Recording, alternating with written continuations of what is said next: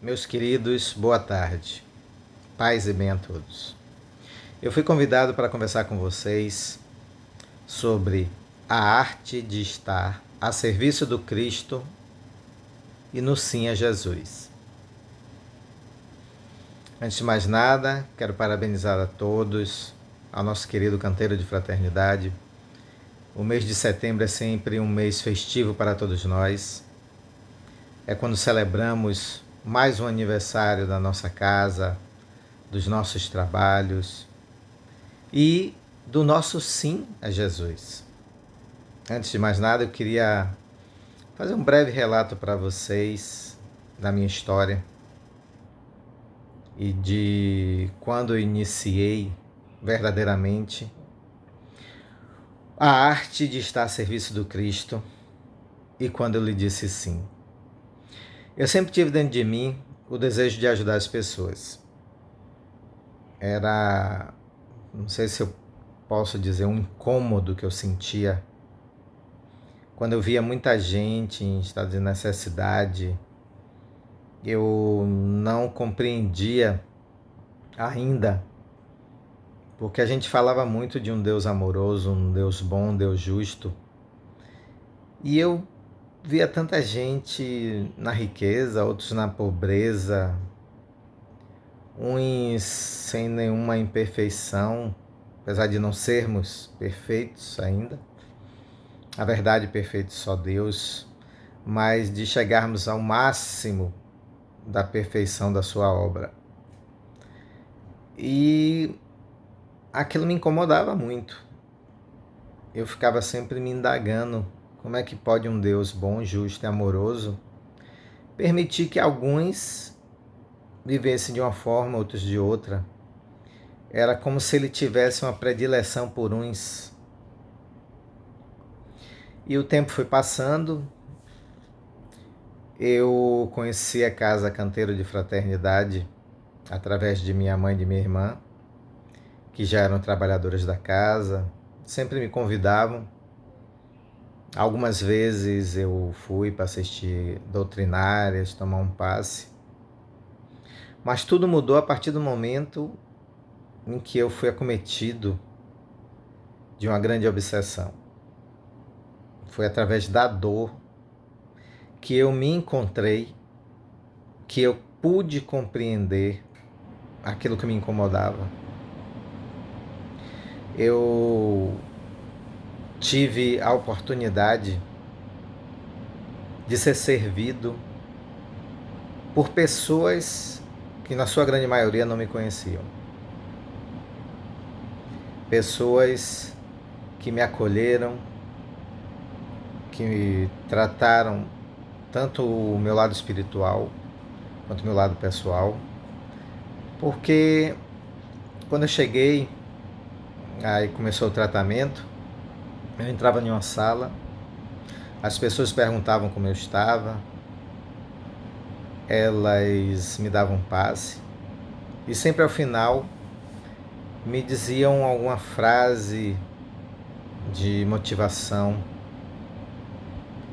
e que sempre Jesus estava ali conosco e que ele iria me ajudar, que eu iria ficar bom. A partir daí, após o término desse tratamento, eu me interessei em conhecer um pouco mais sobre a doutrina espírita. Aí me inscrevi no curso de voluntário espírita. Ao término desse curso, eu comecei a trabalhar como passista no salão. Acabava a doutrinária e, terminava a palestra. E aí nós passistas éramos convidados, né, para exercer a nossa atividade. Eu passei um tempo como passista. Aí depois de um tempo eu fui convidado para fazer um curso de dirigente de reunião. Depois disso eu comecei a exercer, né, a função de passista e dirigente de reunião. E em algumas situações o palestrante não aparecia. A primeira vez eu fiquei meio que sem saber o que é que eu faço agora. Aí chamei um colega mais antigo da casa e ele disse: não, faça a leitura, faça uma breve explanação e depois você continua com os trabalhos, faz a prece de encerramento e está tudo bem. E assim eu fiz. Só que aí houveram mais outras vezes de o palestrante não aparecer. E eu aí já me senti mais fortalecido e passei a falar por mais tempo. Eu lembro que em uma dessas ocasiões, ao término dos trabalhos, o pai de uma colega, ele foi até mim e me agradeceu, dizendo que parecia que aquela palestra tinha sido feita exclusivamente para ele. E aí sua filha, eu me recordo muito bem, que disse a ele: não, pai, ele não é o palestrante não. É porque o palestrante não pôde vir e aí ele fez esse trabalho. Aí o pai dela disse: não, quem falou foi ele, então para mim o palestrante de hoje foi ele. E aquilo foi gratificante, porque eu parei e disse: poxa, que bom que eu pude ajudar essa pessoa. Que bom que ele se sentiu tocado. E eu me recordo que eu disse a ele que com certeza aquela palestra eu tive o auxílio dos nossos queridos amigos espirituais. E a partir dali eu conversei com o fundador da casa, nosso querido professor Benedito, sobre o ocorrido. E ele me convidou para fazer o curso de palestrante. Ele disse: meu filho, você se recorda que no Espiritismo a gente sabe que nada é obra do acaso, tudo tem uma razão de ser. Ele disse: quem sabe não é um convite da espiritualidade, achando que você está pronto para mais essa tarefa. E eu me recordo que eu disse a ele, eu estava fazendo faculdade, e eu disse: mas professor, eu não vou ter tempo para poder estar me preparando. Ele disse: tudo bem, a fruta só dá no tempo. Mas não espere muito também não, porque ela pode amadurecer e cair. E aquilo ficou, né, no meu pensamento. Outros colegas da casa disseram, né, me parabenizavam e diziam: rapaz, faça o curso, velho, você vai ser um bom palestrante. E eu ainda não me sentia preparado. Até que um dia, depois também de mais algumas vezes que o palestrante não apareceu, aí eu disse: não adianta ficar nessa situação não, eu acho que eu vou precisar realmente fazer esse curso. Aí conversei com o professor, comecei a fazer o curso com ele e comecei a ser palestrante. Então vejam vocês, né? Cheguei na Casa Pilador, fiz o curso de voluntário, fui passista, fui dirigente, palestrante. Mas a espiritualidade achou que eu podia assumir mais outras atividades. Eu me recordo que eu trabalhei também com atendimento nas salas, principalmente a cromoterapia. E aí veio um outro convite, trabalhar com evangelização. Eu fui um domingo, aí conheci a equipe, as crianças, e eu disse: eu acho que dá para assumir mais essa tarefa. Aí então eu passei a ser integrante da evangelização, a qual eu sou ainda até hoje. E com muita alegria. Então, meus queridos, depois de um tempo, eu parei, analisei e disse: é verdade, nada acontece por acaso. E esses convites me foram feitos por Jesus. A gente sabe que Jesus ele não trabalha sozinho, então tem uma equipe espiritual, mas através da sua coordenação. E essa equipe espiritual com certeza percebeu através da minha boa vontade, a minha inquietação em querer ajudar. E ela foi aos pouquinhos me convidando. A gente sabe que quando se tem boa vontade, o serviço aparece. Eu, em minhas palestras, eu sempre falo com as pessoas que eu amo estar a serviço do Senhor. E que não existe nenhuma tarefa que é mais importante do que a outra. As pessoas que me conhecem sabem que eu chego no canteiro de fraternidade. Se alguém precisou se ausentar, não tem ninguém ali na frente para fazer o acolhimento, para entregar as fichas, eu faço. Se precisar de alguém para ajudar ali na cantina, eu ajudo. Se precisar de alguém para levar água fluidificada, eu estou pronto. Eu chego na casa um dia que não tem nenhum trabalho meu, mas eu sempre tive aquela coisa que soldado no quartel ele quer trabalho. Então eu sempre procuro. Eu não espero me chamarem para perguntar se eu quero trabalhar. Eu já me coloco à disposição. E é isso que o Cristo espera da gente. Que a gente tenha boa vontade e a gente se coloque à disposição. Eu trabalhei também como instrutor de curso de voluntário. E eu sempre falo para as pessoas: se você realmente tiver disposição, boa vontade e intuito de querer ajudar as pessoas, tenha certeza que o Cristo vai te preparar. Porque quando a gente chega, né, a gente primeiro acha que não é capaz, a gente acha que o outro é melhor do que a gente. E na seara do Senhor, ninguém é melhor do que ninguém. Ele nos capacita para todas as atividades. E não existe, como eu falei anteriormente, nenhuma atividade que seja melhor do que a outra. Ele apenas pede que sejamos humildes, que tenhamos o desejo de ajudar e amor no coração. Eu sempre digo às pessoas, né, que é importante que nós sejamos bons não para o outro, mas para nós mesmos.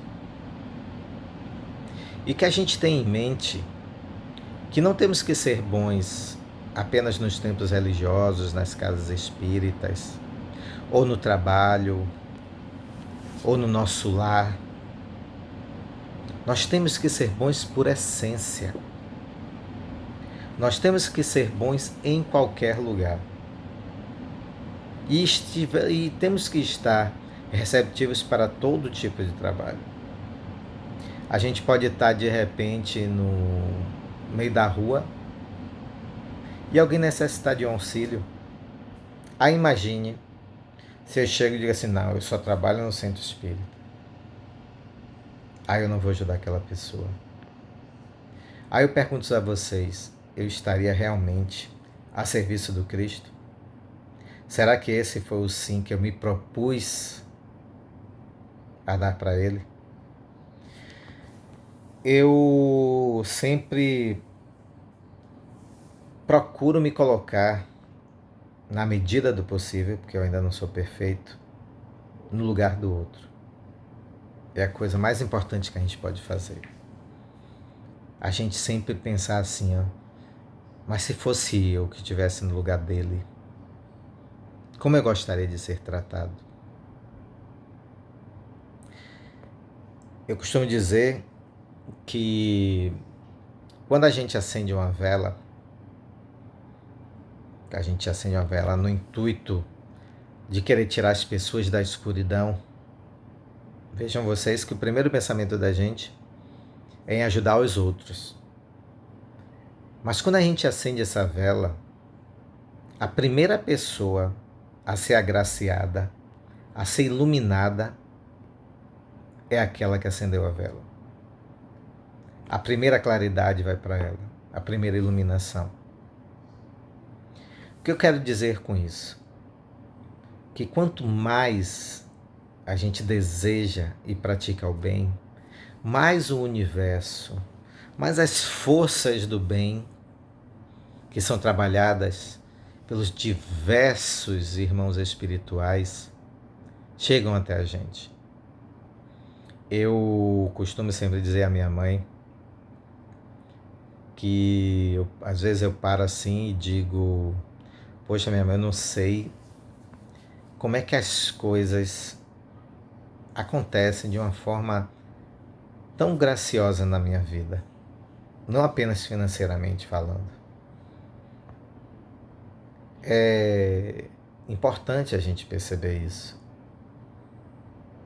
E aí você sente agraciado quando ouve as pessoas falando para você: poxa, você é uma pessoa tão boa, você é uma pessoa iluminada, você é uma pessoa querida. E isso tudo é fruto, desculpem, isso tudo é fruto da atividade de servir ao Cristo. Não que eu faça isso esperando aplausos, esperando tapinha nas costas. Não. Eu faço porque eu amo o que eu faço. Eu faço porque eu já compreendi que o Senhor nos disse que existe um vasto campo de trabalho.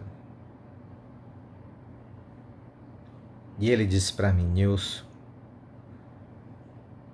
esse vasto campo de nosso Pai requer trabalhadores, requer semeadores. E se juntos nós sairmos a semear, tenha certeza que outros se juntarão a nós. E é verdade, meus queridos. A gente costuma dizer que as palavras educam, mas que o exemplo ele arrasta. E arrasta mesmo. Eu conheço tantas outras pessoas que chegaram para mim e disseram: "Ó, Nilson, eu via a sua felicidade trabalhando aqui e aquela felicidade acabou me contagiando. Em alguns momentos eu conversava com você e você sempre falava da doutrina com muita alegria. E você não falava apenas da doutrina, mas você falava principalmente de Jesus. E você sempre dizia para a gente que nós temos que ter em mente que o modelo a seguir não é Nilson, não é Benedito, não é nenhum outro trabalhador da casa. O modelo a seguir é Jesus. E meus queridos, tenham certeza que Jesus transformou a minha vida. Se eu em algum momento tenho transformado outras vidas, tudo isso é fruto da transformação que Jesus fez em mim. Eu sempre, como eu disse a vocês no início, sempre tinha essas como é que eu posso dizer, um incômodo mesmo, um incômodo em sempre estar me perguntando, né? Porque eu vim de uma outra doutrina onde pregava, né, que a gente tinha que fazer o bem, porque depois que a gente desencarnasse, a gente ia ficar dormindo durante um tempo e aí depois viria o julgamento. E aquilo realmente me incomodava bastante, né? Porque eu ficava pensando tantos outros parentes que já tinham partido e já tinham anos. E aí esse julgamento não chegava e eu dizia: meu Deus, será que eu vou Desencarnar também, vou ficar mais quanto tempo dormindo? E aí a doutrina espírita chega para mim e diz que há vida após a morte. E que depois dessa vida continuaremos a outra vida. E que é importante a gente estar capacitado para essa vida também. Porque lá nós não vamos ficar parados. Nós não vamos ficar esperando um julgamento. Nós vamos continuar trabalhando. E trabalhando, meus queridos, para a nossa evolução espiritual. Porque a gente às vezes tem uma ilusão de que o correto, enquanto estarmos aqui, a gente ir amontoando riquezas materiais. Quantas pessoas perdem o tempo só querendo juntar riquezas materiais, preocupados com o ter e não tem nenhuma preocupação com o ser. Eu me recordo, já teve algumas palestras que eu cheguei para as pessoas e disse: quem é que vocês conhecem que quando desencarnou levou sua casa, sua mansão, seu carro, seu iate, até mesmo sua bicicleta? A gente não leva nem a roupa que a gente veste. A gente não leva nem esse corpo.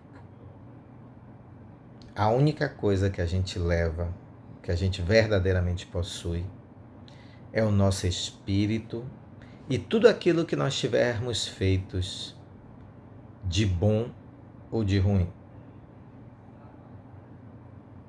Aí eu me recordo que eu comentei também em algumas palestras um filme que eu não lembro agora, mas que um forasteiro que chega em uma cidade, ele começa a transformar a vida das pessoas.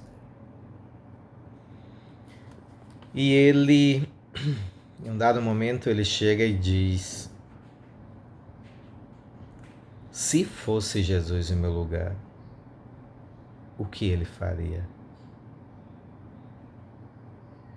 Então pensem vocês, meus irmãos, se todos nós passássemos a agir dessa forma, antes da gente fazer qualquer coisa, a gente tivesse essa condição de se perguntar: e se fosse Jesus no meu lugar, o que ele faria? Vocês não acham que todos nós estaríamos em uma condição melhor? Vocês não acham que dessa forma existiria mais amor, menos violência? A gente pega os canais de televisão, os meios de informação, jornal, internet, e se assusta com tanta violência. Homofobia, feminicídio, latrocínio, assassinato, violência contra a criança, contra o idoso, contra a mulher, contra o negro, contra o homossexual. Eu costumo dizer às pessoas que se a gente pegar um jornal e torcer ele, parece que vai sair sangue, com tanta notícia ruim. E aí fica uma falsa ilusão de que parece que o bem não existe. O bem existe, mas parece que o bem não vende, não dá ibope. Eu digo sempre para as pessoas: por que é que o bem é tão tímido? Nós temos tantos exemplos, meus queridos. Nós temos Irmã Dulce, Madre Teresa de Calcutá, Gandhi, Divaldo, Chico Xavier e tantos outros e tantos outros desconhecidos.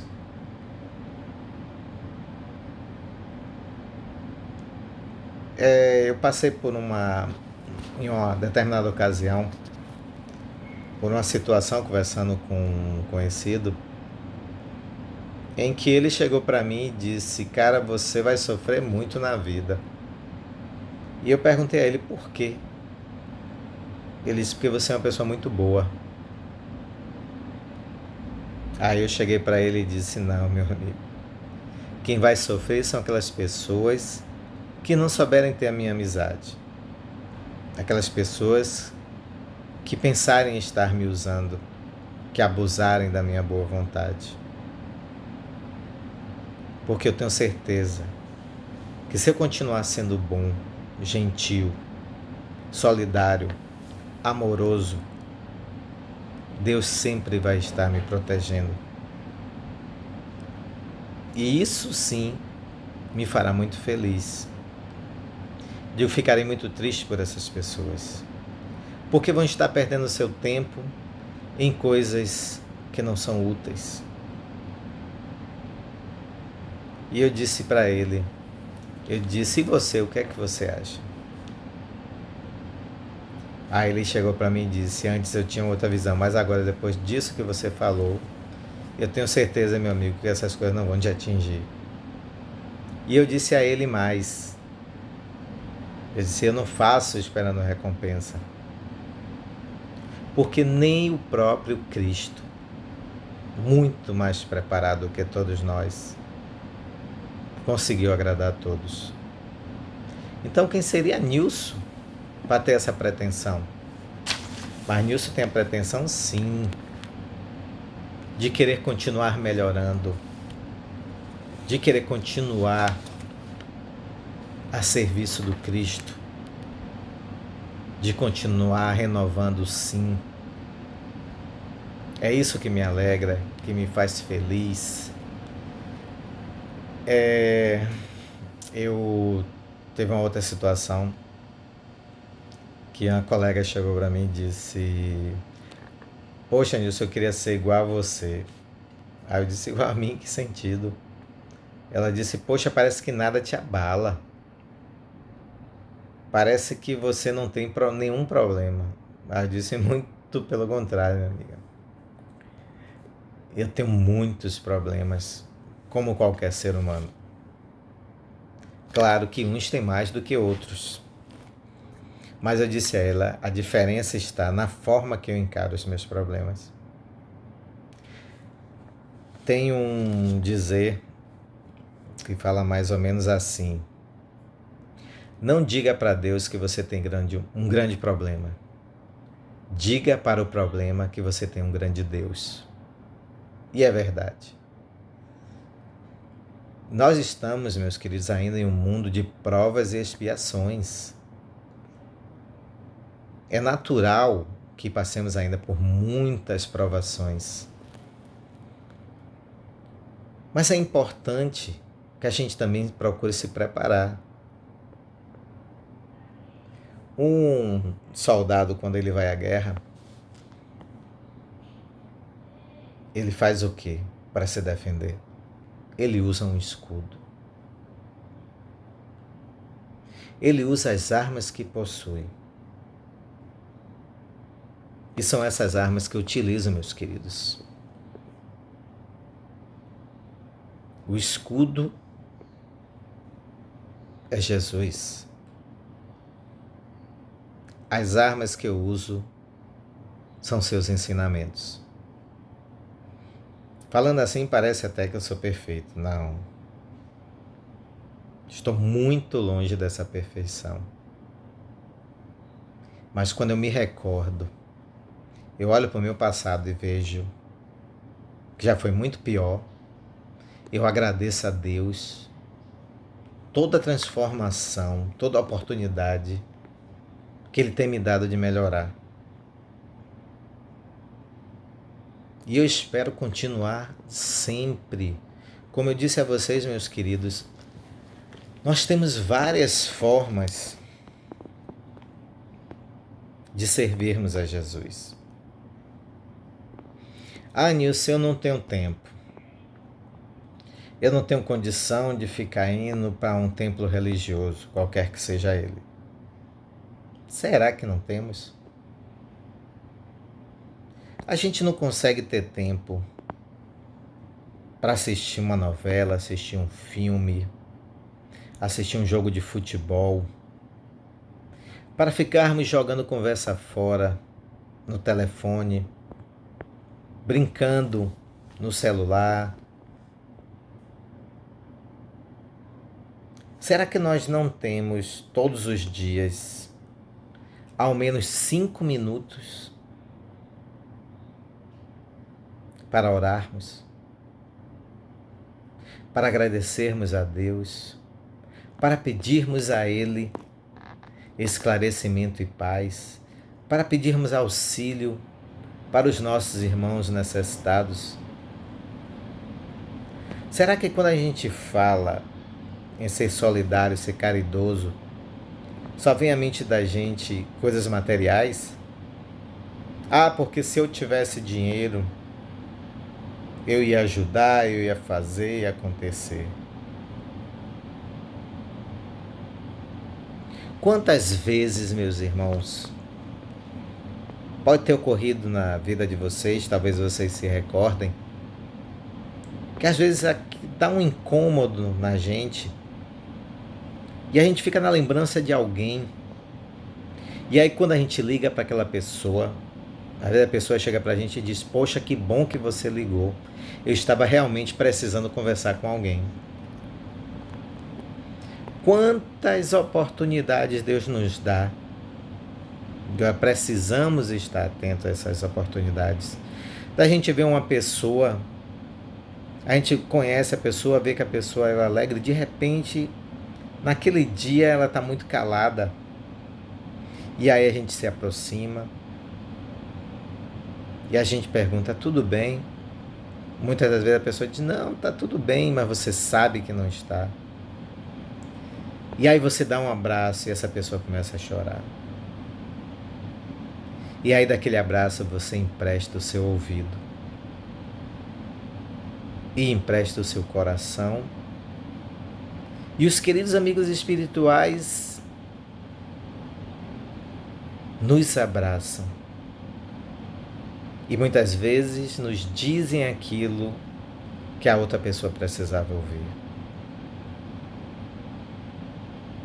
Mas para que tudo isso aconteça, meus queridos, primeiramente nós temos que estar disponíveis. Precisamos querer ser servos de Jesus, sermos seus discípulos,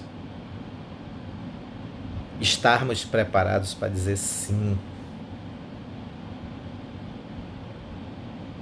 Como eu disse a vocês, eu me sinto muito feliz. Passo por diversas adversidades, mas o mais importante, eu tenho a certeza que eu não estou só. Todas as noites, todas as manhãs, eu oro, agradeço a Deus por aquele dia. Peço a Deus para que eu esteja sempre atento para as oportunidades de servir. E elas aparecem, meus irmãos, acreditem. Todo o tempo essas oportunidades aparecem. É alguém que vem conversar com você, é alguém que pede um conselho, é alguém que está enfermo ou conhece alguém que está enfermo e pede uma oração. Então vejam vocês que para que tudo isso venha até a gente, basta apenas que a gente chegue e diga: Senhor, que queres tu de mim? Senhor, eis-me aqui, estou à disposição, quero ser teu servo. Meus queridos, o mais interessante é poder perceber que quanto mais ajudamos ao outro, mais somos beneficiados. É preciso estar a serviço do Cristo, não apenas no centro, no trabalho, como eu disse. mas a serviço do Cristo sempre, desde o momento em que a gente acorda e abre os olhos. Quando eu disse meu sim a Jesus, ele me disse: querido irmão, o campo de trabalho de nosso Pai é vasto. Nem todos estão preparados. Mas se juntos sairmos a semear, outros virão se juntar a nós. Eu não disse isso a vocês? E desde então tenho saído a semear. Eu queria deixar um conselho para vocês, e o conselho que eu vos dou é que não esperem estar prontos para sair a semear. Se tiverem o desejo e a boa vontade em servir, tenham certeza, meus queridos, que Jesus os capacitará. Todos os dias eu sempre pego as sementes. Se eu sou um semeador do Cristo, eu preciso sair com sementes. E quais são essas sementes, meus queridos? A da alegria, a da boa vontade, a da fé, a da esperança e principalmente a semente do amor. Meus irmãos, as pessoas que me conhecem sabem o quanto eu sinto uma alegria imensa, uma felicidade quando eu falo de Jesus. Quando eu falo para elas da transformação que Ele fez em minha vida e que continua fazendo. Algumas vezes a gente, por ser também humano e imperfeito, às vezes a gente está também um pouco para baixo, triste. Mas o mais importante disso e o mais gratificante é que quanto mais a gente tem essa certeza que não está sozinho, quanto mais a gente acredita nas palavras do Cristo, a gente passa pouco tempo nesses estágios. A gente não se demora na tristeza. A gente chega para ele e diz assim: bom, você já veio, já me visitou, agora está na hora de ir embora. A gente curte mais os momentos que nós transformamos em momentos de alegria. E esse é um desses momentos de alegria. O momento de poder estar celebrando com vocês todo esse, como é que eu posso falar, toda essa minha história de dor e principalmente minha história de alegria. Poder estar passando para vocês essa felicidade que eu sinto em poder dizer: eu sou um servo do Senhor. Eu disse sim. E vou continuar dizendo sim. Até o momento em que eu tiver que partir deste mundo para o mundo espiritual. Meus queridos, é com imensa satisfação também, muita alegria, que podemos comemorar juntos mais um ano dessa casa maravilhosa, essa casa que me acolhe, que me transforma, que me dá alegria, canteiro de fraternidade. E eu quero finalizar convidando a todos vocês para que eu não esteja sozinho nesta arte de semear. Eu convido a vocês que cada um de vocês peguem suas sementes e que juntos saiamos com o Mestre Jesus a semear. Meus queridos, com muita alegria, com muito amor, que eu deixo para vocês um beijo no coração. Que Jesus nos abençoe e esteja sempre conosco em todos os momentos.